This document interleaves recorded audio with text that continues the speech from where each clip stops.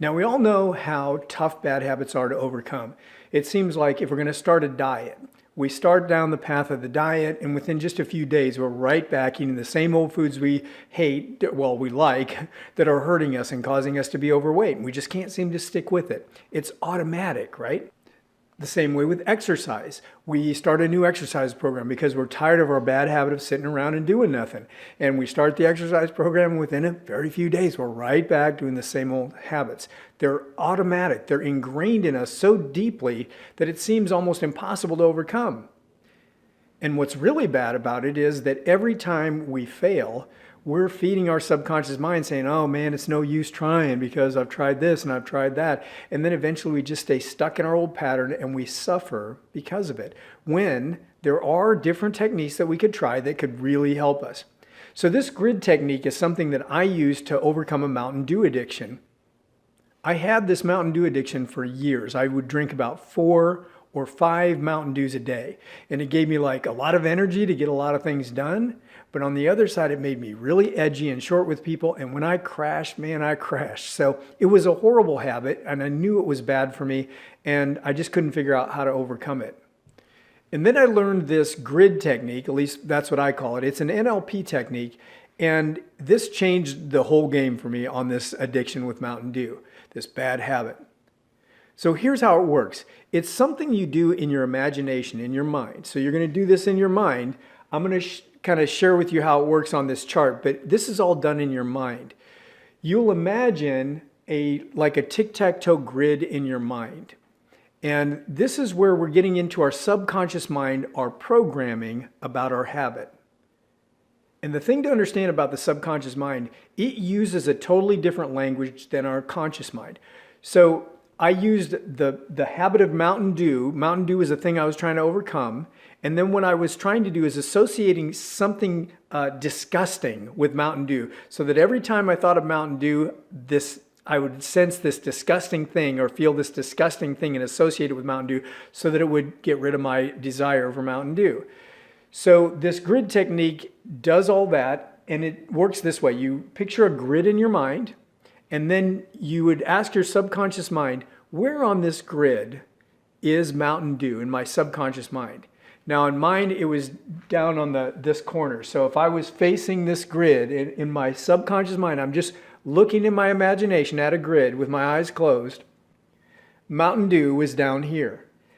And so then I also pictured something that I really felt was disgusting to me, and that was dog poop, okay? So I said to myself in my subconscious mind, okay, on the grid, where is dog poop? And dog poop was up here. Now, the interesting thing about your subconscious mind, it programs differently, like I said, then it perceives things differently than your conscious mind. So your subconscious mind has different submodalities and a different picture of how things look. So I found Mountain Dew on the grid, and then I have to ask, what are its submodalities, which are, what is it, what shape is it? So it doesn't look like a Mountain Dew in your subconscious mind. Your subconscious mind just has a different thing. So I said, what shape is it? And it was kind of round. And I said, what texture is this in my mind? And so I'm looking at where this is in my subconscious mind. There's Mountain Dew. It's round. It's kind of got a fuzzy texture to it.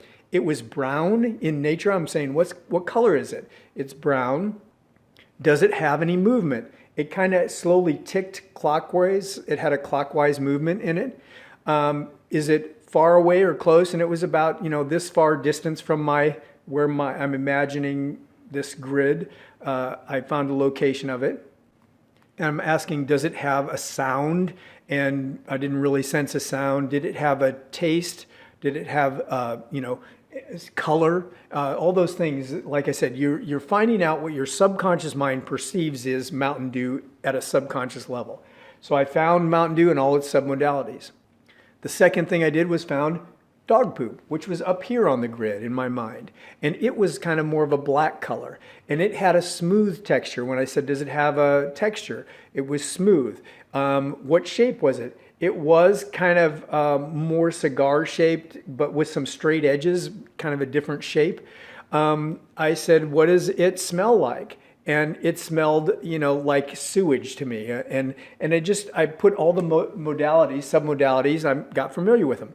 So then I review, once I locate them, figure out their submodalities. I review in my mind. Okay, Mountain Dew, where is it again? It's right down there. What are its submodalities? I review them until I get them down pat. Then where's dog poop? Up here. And what are its submodalities? It's right there.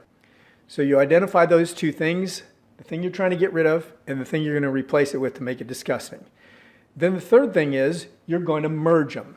And you want to do it in an impactful way. This sticks with your programming in your subconscious mind.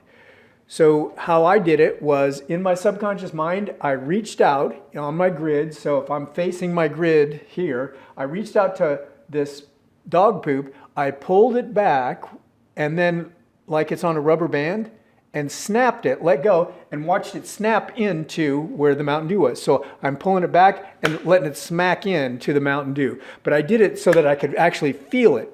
So I'm pulling it back in my mind, I'm smacking it into that spot over and over and over. And I do that 5-6 times a day, a number of times each time that I did it. And I did it for about 3 to 4 days. And by the end of that 4 days, I no longer had a desire to drink Mountain Dew. Now, Mountain Dew, if I saw it, didn't seem like it was dog poop to me, didn't smell like dog poop, didn't taste like dog poop if I took a sip of it. But I just really didn't have a desire to drink Mountain Dew anymore. And so then when I would go to the soda machine during the day to get a pop, I'd look at the Mountain Dew and it just did not appeal to me.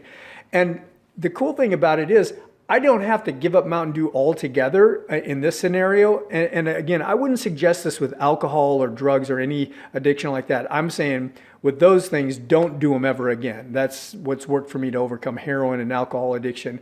I don't touch them, have not touched them for over 30 years. But on something like a food issue or, a Mountain Dew addiction, I could take it. If someone put a Mountain Dew in front of me and it was all there was to drink, I might drink it. I might drink half of the can. I might drink the whole can. But I have no desire to drink it again. It just does not appeal to me because I have at a subconscious level associated with something that I just really don't care for. And so that's the cool thing about this technique. So use this and integrate this into other techniques that you may have and other tools and helps that you're using to overcome bad addictions and problems and habits.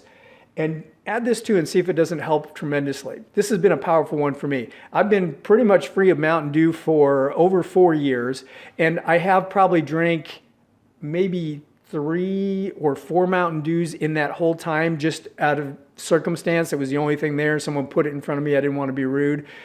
Drank the Mountain Dew, never went back to it. Just, ugh.